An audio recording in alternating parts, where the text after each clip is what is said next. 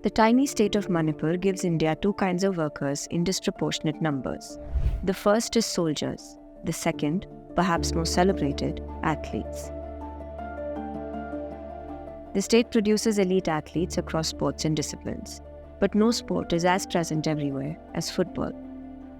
In March 2023, India's senior men's national team played two internationals in Imphal. It was the first time the state hosted these home games. 6 players in that team were from the state of roughly 3.5 million.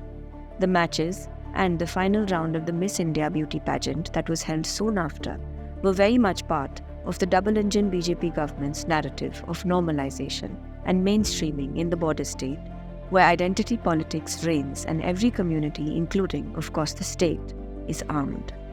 Local leadership made every effort to maximize the PR value of these events and the rapid strides Manipur was making under Chief Minister N. Biren Singh towards peace and development. On May 3, that narrative was violently altered. But even back in March, the chasm between investment in Imphal and any of the hill areas was wide. It is as clear in sport as anything else. The city boasts a sport university, sprawling Sports Authority of India, centers of excellence, a games village, hundreds of football pitches and turfs, coaches, academies, in addition to the best schools, colleges, and hospitals. As the major population center, some of this is expected, but the degree of difference, particularly when it comes to government infrastructure projects, is glaring. As a result, most of the Manipuris the rest of India knows come from Imphal. When India beat the Kyrgyz team in front of a capacity crowd of about 30,000 at the Lamka, Chinglensana Singh was among the 6 Manipuris who celebrated in front of the home crowd. His story is a little different. Though a Meitei, the dominant community in Manipur, he is from a small subset born and raised in the hill districts. His home, like his mother's before him, was Churachandpur. From there, he made it to the Tata Football Academy in Jamshedpur before graduating and playing for clubs in the country's top-tier league. A regular at Hyderabad FC since 2020, the central defender's consistent form was noticed by the head coach, earning Sana a dream debut for the national team at 24. Neither he nor the myriad politicians cashing in on the photo op, nor those of us watching from the galleries that day had any inkling that in a little over 2 months he would be forced to drop out of the team as it prepared for the SAFF championship, or that he would be homeless. But by May 5, almost every last Kuki in Imphal had been forcibly evicted from their homes. To the families of footballers like Simon Landongar, Semboy Hoikip, and hundreds of young boys and girls training at various schools, the city was completely off-limit. That was when Sana's home came under attack. We met the family in Bishnupur. They found refuge just across the border at the home of another pro footballer, Pokulan Kerala defender, Salam Ranjan Singh. It is just 35 kilometers away, barely an hour's drive, on one of the best roads in the region. But for Sana's family, it might as well be a different planet. Their testimony reflects how deep the divide in Manipur has become, and how even those who want to live in a cosmopolitan India, in peace and brotherhood, find themselves forced onto a side. On the third night, there was a rally, which was called Peace Rally, and it had which broke out into a kind of, they started attacking the houses and started burning down the houses where our family was in our one house, and a lot of other locality came into our house, and they were there, and they waited until the next morning to be evacuated from there by the army. Then they came to the camp in Moirang, relief camp in Moirang, stayed there for a few days, and this incident was very surprising to every one of us. The third night was very difficult because of the violence and the threat that it possessed at that time. It was very frightening and very scary. I wasn't part of, but I was on the call with my mom, and I myself thought that any moment they could attack the house, burn the house, or shoot and all these things. So yeah, it was very scary for all of us, and yeah, that's what mom meant to say. And tell us a little bit about the place itself, the locality. What is the kind of how many Meitei families, how many other families, Kuki, other tribals were, and how long had your family been in that place? Also, how was your relationship with the locals and the tribals? Yeah, I mean, I have a lot of players, friends, and people whom I know from the tribal community that we train and we grew up together, childhood friends as well. So we were born and brought up there. My mom herself was born and brought up there.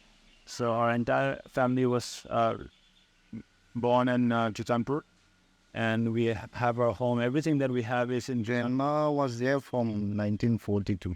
Yeah. That's what mom was telling me. Yeah. So we coexisted very peacefully. There was nothing such as tribals and Meiteis, and it was we were the minorities there, but we never felt threat or we never felt out of this. But this incident was very, as we said, my mom and every one of them, they thought like it was just a peace rally on the 3rd, nothing, and hence we were not really prepared. Nobody knew about this, so everything. You couldn't have imagined. Something like it happens. This that they would attack the house or burn the house or things like that. That didn't nobody thought, and we didn't take anything out of the house, thinking that the house won't be burned, it'll be protected. Even on the fort, mom thought like nothing will happen. So she just locked the house. And then we took the key. The key is still with us. We thought like nothing will happen to the house. We thought like after 2-3 days we can come back and stay there again. They'll be peaceful. Just for like 2-3 days more and all. Because we don't think that it will happen like this. Like we are very friendly with them. They are like my relative, sound that because we stayed there. We don't know the people from the outside. We know the people from Churachandpur truly. So we don't thought that they might do this thing. Tribe so around us. So when the first sort of people came to attack your home, did you recognize them? Were they the same people that you have grown up with, or were they people from outside? You can't be recognized exactly because it was dark, because they cut down the light. So we can't see their face or light properly. They just know that they are coming towards us. That's what we know. But we can't see their face or nothing. The light has been cut down because it was dark. And we are inside the room also. Because we can't come out. You sort of, in your sense in that time. So at that time, what we did, it was like, we have some license gun. Double barrel, those licenses, not automatic. So we took that gun, like around 10 to 15 of the villagers. They came out. They didn't shoot to kill. It was like just to defend. Like double barrel, how can we shoot more? Just two. So we like just to defend. Yeah, just to scare. Just to defend. But then they have all those automatic. They fire like broom runner. For us like dang. That's it. We don't know if we are killing them or not. But we're just to defend them. I mean defend us. That's no such information was given to us that like this thing is going to happen. You guys need to evacuate. Nothing was there. No message, no information. That night, I think like we called up the police. It was like, but then like they said, yeah, sending a security, but there was no security at all. Nothing. There was like when we called up the police, this thing, headquarters, everything, but they said like, we're sending the police security. No need to worry. We are sending it. No need to worry. Through phone, Through message. There was happening like around 1 to 2 hours. But we keep on sending the message. We keep on calling them. They told, no, we are ready to support you. We are going to send the security. Don't need to worry. Don't need to fear. Everything will be this thing. If I'm not mistaken, Mom, you guys called up the MLA. Even the local will call up. Voice message started, man. Even he told us, the MLA itself told us, no need to scare. We are there for you. I have called up the security. I have talked to the ASP. They are sending the security for you. They'll guard you and all. That's it.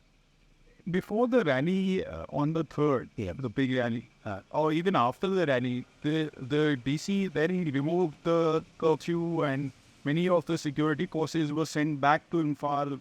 All of that also happened, right? So, do you think that the state was completely unprepared for what was about to happen?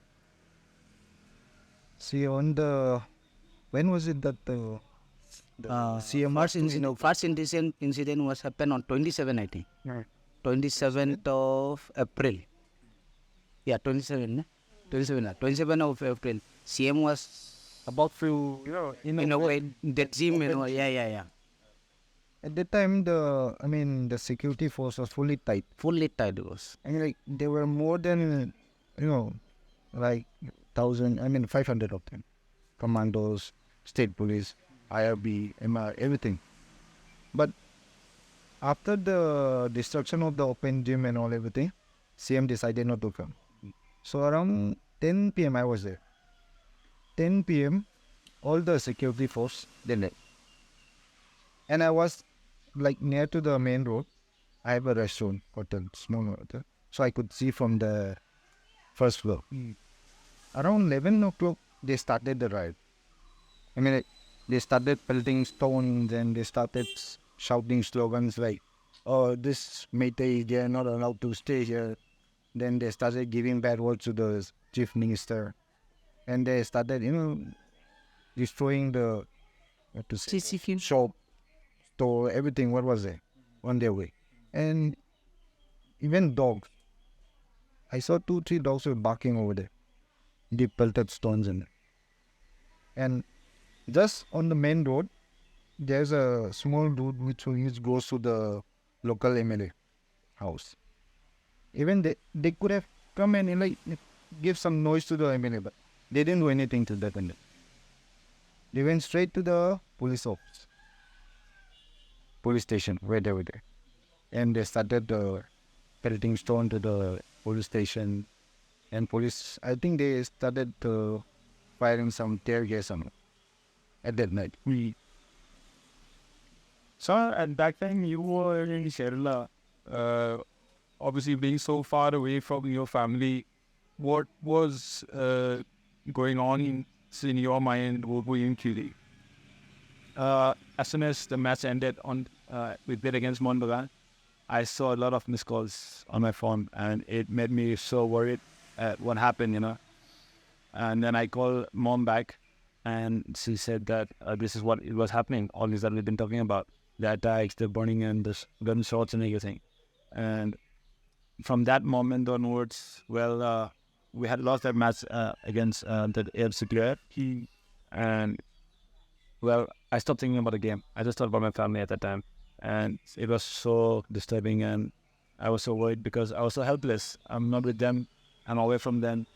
All I could do was just call up some friends and just check what are the plans, what's happening, will they be protected, and what are people doing those things. All I could do was that, and I called my mom and I said, please make me be there on the line. Don't hang up on me. I want to be part of everything that's happening. And even the screen lights were off. So it was like that, and I spoke with my mom. I was there, and it was very difficult because your house could be under attack. They could get killed. I mean, that was so scary, and it's difficult to explain in words. But what I felt at that time was so difficult, and over the phone we were very emotional as well. That, like, God's blessing, you are alive. I think all of them are alive and healthy. That's the most important to me.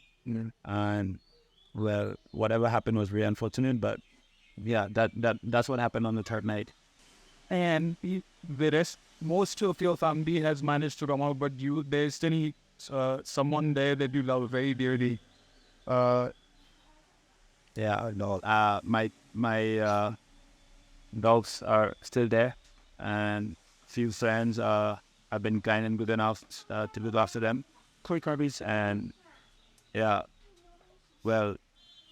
I'm trying my best how to get them out, but there's no such ways how to get them out, and it's very difficult. But every day I think about them, because I'm very close to them. I love my dogs and love pets.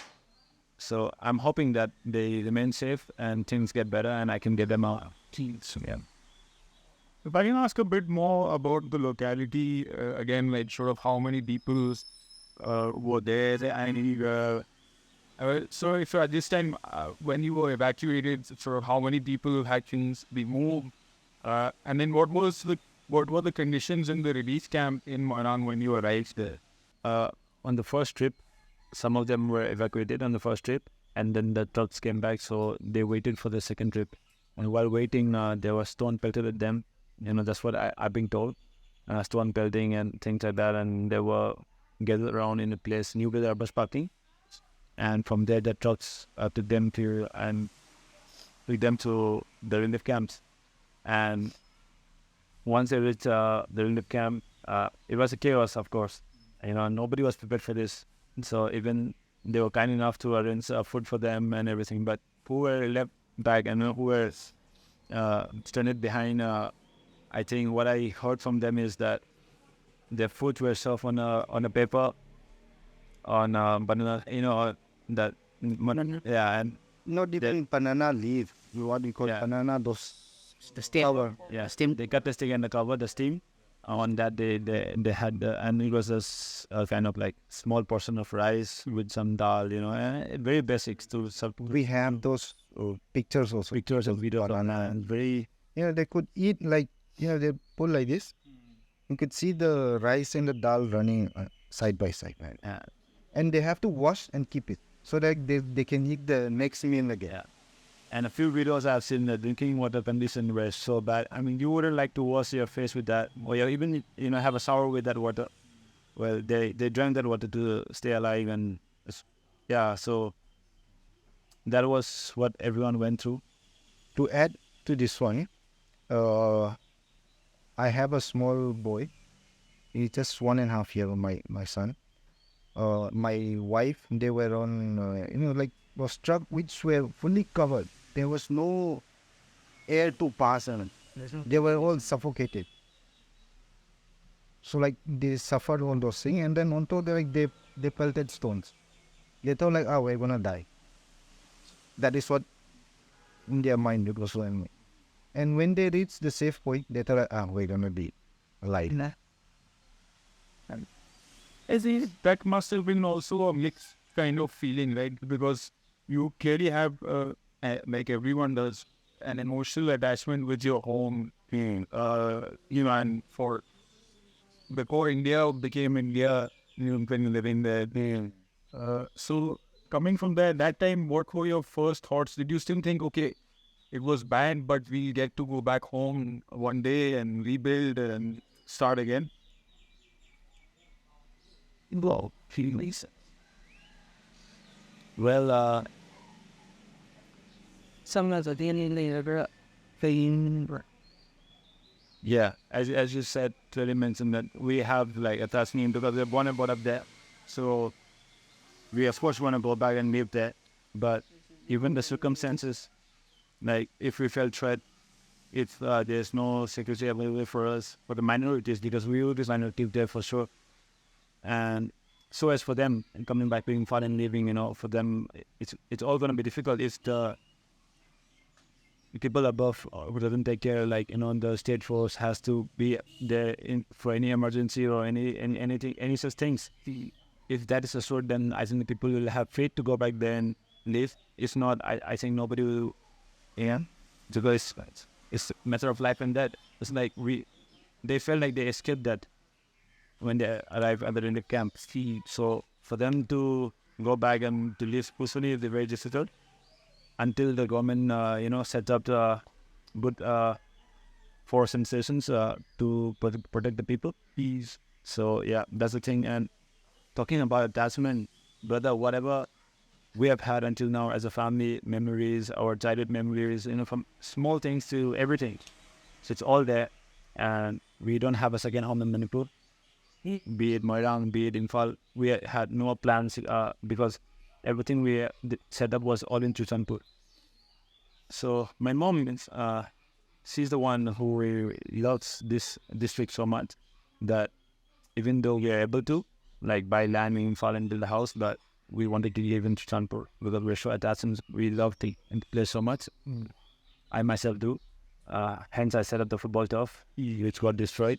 Go unfortunate, and well, I had big plans, for the upcoming players and all the academies, and we do grassroots programs and everything to give them a chance in football, because I know for sure that if the boy plays football at a high level in India, the family, everyone changes. So like it has for me and for many of us. So with that thought, I had big plans, because there are a lot of tribal talented footballers who are from very bad backgrounds because their families coming support them. Well, I wanted to support them. Vice versa, be it Meiteis, be it Fangman, be it tribals, be it anyone. Because our sports football doesn't happen here, really a cast or anything. It's their talent and it's their that will get them what they deserve to. I just wanted to provide that platform. That's the reason I built a football ground, not because I have money or anything. What I earned through my footballing career, I invested on building that curve. Eventually, that got destroyed. Now, what do I do? So I need to restart again, and I have to give confidence to my family to be there for them. It was a very difficult decision for me to miss out on the national team visits because that is what every player wants to serve the country and play. From many seniors have called me up and told me like you should go for the camp and things like that. It was a very hard decision because at that point of time I had to be a son, I had to be a brother. Well, so that's what I thought. My family missed me the most at that point of time. Whereas for India, there are the many players who can play for India. And for my family, who do they go to? It's only me. So that's why I decided to be them and throughout this time. And I thought things will get better. You will know what's the ambition, what's the situation, and we can go back and restart again, rebuild again. But until now, that's not the case. It's really not getting better. So it's difficult, but we need to have a plan now. So I want to build a family house in Moirang, and so we can live there for some time and see what's the situation with Churachandpur, and going forward, that's the plans. But coming back to what your question was, everything that we ever had, even my winning medals of the Indian Super League, South Cup, whatever I've won from my academy days to until now, it's all been destroyed, burned, and taken away. What I do is that few jerseys and things like that were on the floor in my room, and people have taken that away. And well, yes, it's that other things that will not come back. I can't buy them, So those are the memories and what we earned through our sporting merit. Just gone, but really saddening. And but I have to be positive, what to do around and well, yeah. Then you talk about life changing because of the sport. It also gives you access, like we said, access to the M&A, access to really senior police and all that. And still it was so difficult for your family. What was it like for just normal people, other people in the community who don't have that kind of, or can't pick up the phone and call somebody? Very difficult. Yeah. That the thing. Auntie? Number. I don't know. Yeah, I don't know. Maybe even scarred by this and have been bit about the general economic condition, like how the condition are people, like what do they do mostly? What's well, in our locality, there are many people that earn daily wages, and they earn their living on a daily basis. And imagine Manipur, we as a state, I think I've not seen many beggars, be it at any traffic or any roadside. That's because people wants to work, earn, and respectfully live, Whether it's a small house, that's what people do. Now in this situation, many people are homeless, jobless. They're in relief camps. What do? How do they earn their living, It's difficult. How long does the people who are supporting supports? So in our locality, how Windy was like that.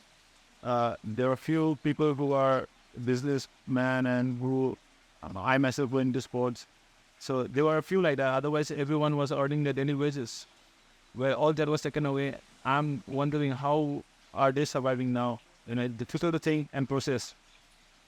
And what is our government doing at this moment to reach out to them or support them, or what is the solution? You know, I'm sure everyone is in their doing their level best to get things back to normalcy, but each passing day is making so difficult even for us. Imagine all of them, how they might be survive. Yeah. Again, my sister. Merciful Naidu. Our husband passed away just December. This is just last December. 22 December. And she was trying to,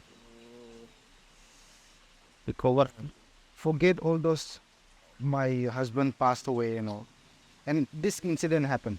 Yeah. And like, her house has been burned down, all destroyed, anything like, whatever they have.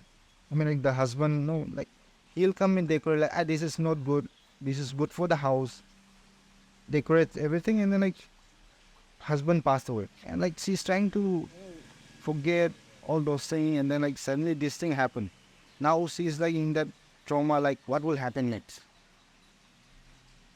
For even now she's still with us, but she still has that pain in her heart, like, my husband passed away, and then told her like this thing, my house has been burned down.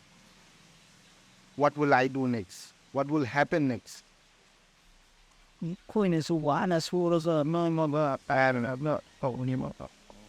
Mom, like my sister, they, work so hard. We have a hotel. We earn with our sweat. Like we earn from some other place. इतना मेहनत करके थोड़ा जमा करके घर बनाया. That's how we build a house. And like, it has been destroyed in seconds like that. So we feel so, like, अरे इतना कमा के इतना थोड़ा सा बना लिया, वो भी खत्म कर दिया. That's what mom, like, and my sister did. The pain is still there.